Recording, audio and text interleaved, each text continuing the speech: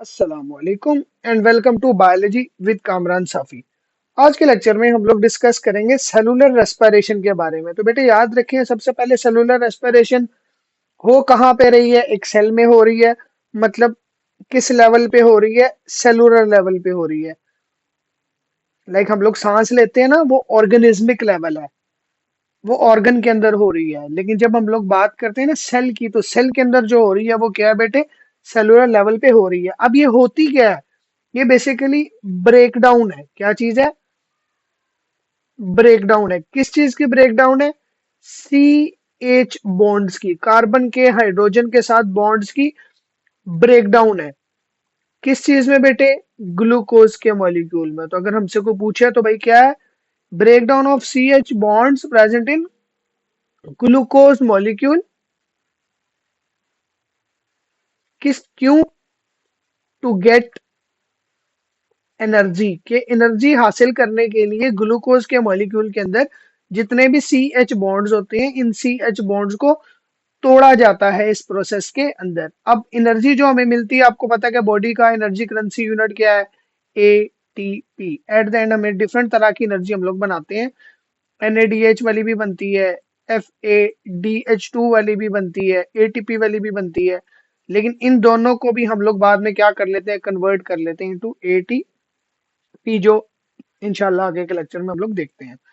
अब ये जो सेलुलर रेस्पिरेशन है ना, ये दो तरह की है। एरोबिक रेस्पिरेशन है और एनारोबिक है। एरोबिक वर्ड का मतलब क्या होता है? कि प्रेजेंस ऑफ ऑक्सीजन। अगर हमसे कोई पूछे अब एरोबिक रेस्पिरेशन क्या है बेटे, तो aerobic respiration is the respiration that occurs in the presence of oxygen. जो क्या होती है? ऑक्सीजन की प्रेजेंस में होती है। अब इस दौरान होता क्या है? मैंने कहा कि ग्लूकोज के मॉलिक्यूल के अंदर सीएच बॉन्ड्स को तोड़ते हैं, तो पहले ग्लूकोज को कन्वर्ट किया जाता है दो पाइरुवेट, या फिर हम लोग इसको पाइरुविक एसिड मॉलिक्यूल भी बोलते हैं, उनमें कन्वर्ट कर दिया जाता है। फिर अब इस पाइरुवेट को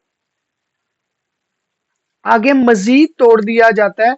किस चीज में? कार्बन डाइऑक्साइड और वाटर में। अब देखो, CO2 के अंदर कोई सीएच बॉन्ड नहीं है ना, तो जितने भी सीएच बॉन्ड थे वो सारे के सारे तोड़ दिए हैं। इसलिए हम इसको कंप्लीट ऑक्सीडेशन कहते हैं। मतलब हाइड्रोजन का रिमूवल आपको पता है क्या कहलाता है? ऑक्सीडेशन कहलाता है। इस दौरान हमें मैक्सिमम एनर्जी मिल जाती है, जितनी भी उसके अंदर होती है हम सारी उसमें से निकाल लेते हैं। अब एनएरोबिक है, जैसे वो एरोबिक था प्रेजेंस ऑफ ऑक्सीजन, तो ये क्या होगा? Absence of oxygen. क्या होती है? Absence of oxygen. इसको हम लोग इनकम्प्लीट रेस्पायरेशन भी कहते हैं, और इसी को ही हम लोग जो है वो फर्मेंटेशन भी कहते हैं। अब इसको इनकम्प्लीट क्यों कहते हैं? तो याद रखें कि होता क्या है कि एक ग्लूकोज से दो पाइरुवेट या पाइरुविक एसिड के मॉलिक्यूल का बन जाना,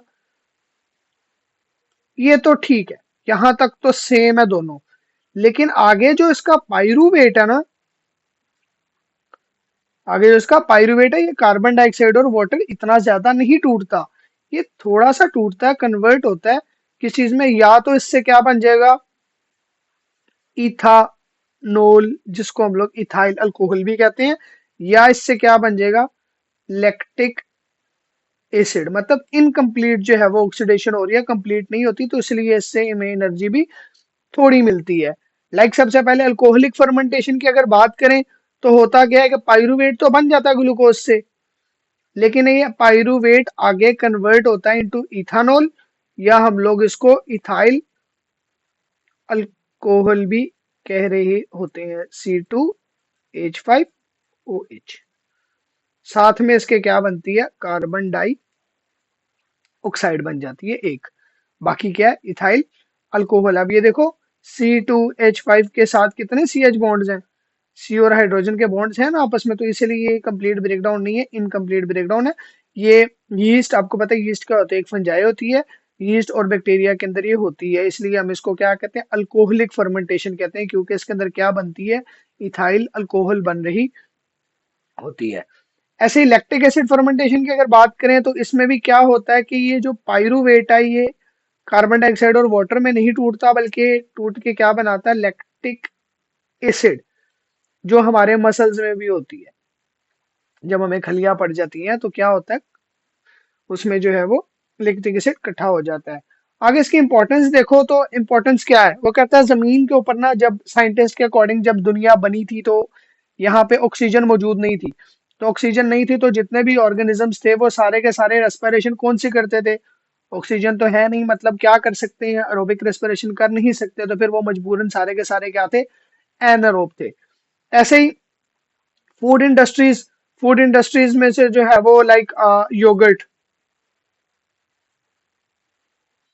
दही, इसी तरीके से पिकल्स,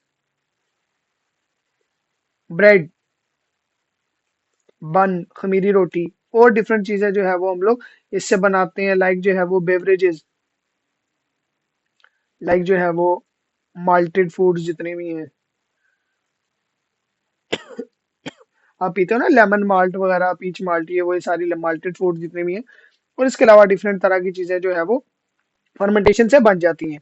एक्सरसाइज, मसल्स, हम लोग कहीं सैर करने जाएं या लड़के फॉर एग्जांपल क्रिकेट खेलें, उसके बाद शाम को जो है वो क्या होता है, सारे बाजू में दर्द होती है, सैर के ऊपर चले जाएं तो टांगों में दर्द होती है, हम कहते हैं खलियां पड़ गई हैं, कहते हैं ना हम खलियां पड़ गई हैं।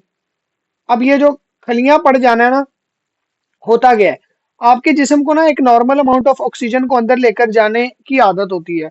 जब उससे ज्यादा आप हार्ड वर्क करते हो तो क्या होता है, ऑक्सीजन जा नहीं पाती, जब ऑक्सीजन जा नहीं पाती तो एरोबिक रेस्पिरेशन नहीं होती, एरोबिक रेस्पिरेशन जब नहीं होगी तो क्या होगा, पायरूवेट जो है वो कार्बन डाइऑक्साइड और वाटर में नहीं टूटता, मसल्स के अंदर वो कन्वर्ट हो जाता है टू लैक्टिक एसिड, जिससे शॉर्ट टर्म थोड़ी सी एनर्जी तो मिल जाती है, लेकिन ये लैक्टिक एसिड जो है ना, ये स्टोर हो जाता है मसल्स में, और ये स्टोर हो जाए मसल्स में तो इसकी स्टोरेज को हम लोग क्या कहते हैं, खलिया पड़ जाना, जिसकी वजह से दर्द होती है। लेकिन फिर जो है वो कुछ टाइम बाद, एक आध दिन के बाद, ये लैक्टिक एसिड वापस वहां से खत्म हो जाता है, टूट के एंड हो जाता है, इसलिए जो है वहां दर्दें ठीक हो जाती हैं। तो बेटे यहाँ पर आपका टॉपिक जो है रेस्पिरेशन कंप्लीट होता है। उम्मीद करता हूँ आपको समझ आ गया होगा। ऐसी मजीद वीडियोस के लिए बायोलॉजी विद कामरान साफी को सब्सक्राइब कर ले, ताकि आगे आने वाली वीडियोस भी आपको मिल सके।